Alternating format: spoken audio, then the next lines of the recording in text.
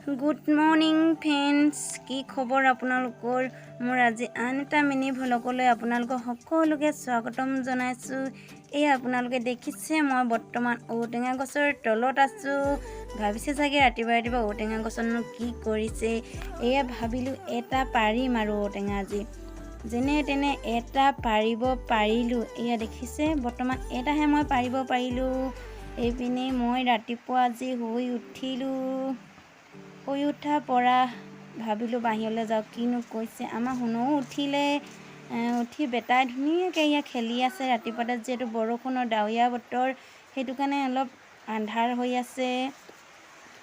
আৰু মই এইফালে যাওঁচোন বাহিৰলৈ বোলো, কিনো বৰষুণ ডাঙৰকৈ দিছেনে কেনে। এইপিনে চাওকচোন ইমান ডাঙৰ বৰষুণ, যিহেতু পানী ৰখি গৈছে আৰু বহুতখিনি পানী। এয়া দেখিছে আপোনালোকে বৰ্তমান পানীয়ে পানী। এইফালে আকৌ আমাৰ বেটাই গান গাই গাই উমলি আছে।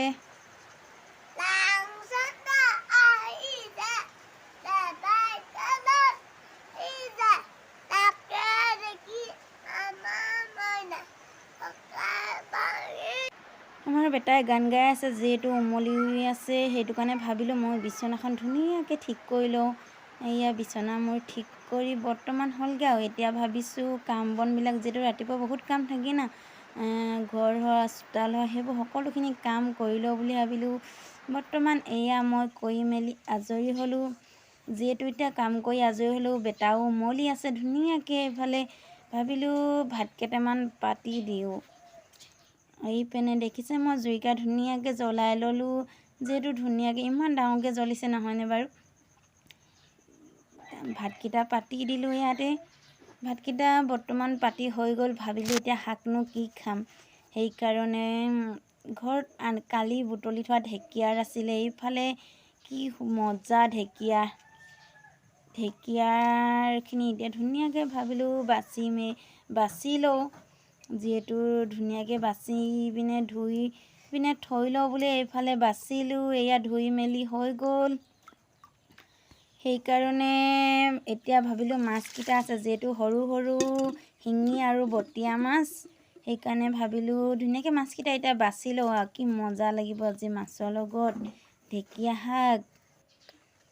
এয়া দেখিছে মই বৰ্তমান ঔটেঙা গছৰ তলৰ পালোঁ, যিহেতু মাছ আৰু শাকখিনি ধুই থৈ আহিলোঁ। এতিয়া ভাবিলোঁ ঔটেঙা এটাহে পাৰিব পাৰিলোঁ, যিহেতু আহি পালোঁ ঘৰত, ভাতকেইটা হৈ আছে। এইফালে মই শাকৰ চৰুটোকে পাতি দিলোঁ আৰু যিহেতু ভাতকেইটা হৈ আছে, ধুনীয়াকৈ শাকৰ লগত মাছকেইটা দি দিলোঁ। দি পিনে এয়া ঔটেঙাটো কাটিব লৈছোঁ দেই। এতিয়া এইফালে মোৰ ঔটেঙা কাটি হৈ গ'ল। এতিয়া বেটাই বোলে অলপ দাঙি ল'ব লাগে, তাক অলপ দাঙি ল'লোঁ ধুনীয়াকৈ। আমাৰ বেটাই অকল মোবাইলটো দেখিলে গান গাবলৈ বিচাৰে। এইপিনে বেটাই গোটেই কাগজবিলাক ফালি থৈছিলে। আকৌ হাঁহখিনি যি আমনি কৰিছে, ভাবিলোঁ দানা কেইটামান দি দিওঁ। এয়া দানা কেইটামান দি দিলোঁ। সিহঁতে সানিবতো দিয়া নাই, খালেহি হাতত সানি থাকোঁতেই। এবাৰ হৈ গ'ল দানা চানা দি। ভাবিলোঁ বেটাইনো কি কৰিছে। খুলিব নোৱাৰিছা?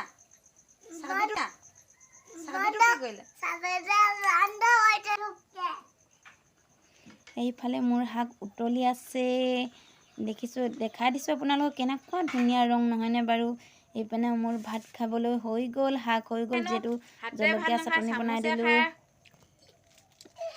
নতুন চামুচ উলিয়াই আছে, কি মজা লাগিছে বা খাবলৈ। ঔটেঙা খাব লৈছে আকৌ। আজি ৰাতিপুৱা সাঁজটো খোৱা হৈ গ'ল। যিহেতু এতিয়া ৰাতিপুৱা 9 বাজি গ'ল, বৰ্তমান ভাত পানী খাই আমি আজৰি। যিহেতু মই ভিডিঅ'বিলাক ভালকৈ বনাব নাজানো, নতুনকৈ শিকিছোঁ এটা দুটা। যদি মোৰ ভিডিঅ' চাই ভাল লাগে আপোনালোকে লাইক কমেণ্ট কৰিব, আৰু আপোনালোকৰ মৰম আৰু আশীৰ্বাদ কমেণ্ট বক্সত ভৰাই যাব বুলি আশা ৰাখিছোঁ। আজিলৈ ভিডিঅ'টো ইমানেই। আপোনালোকলৈ ধন্যবাদ থাকিল। Thank U.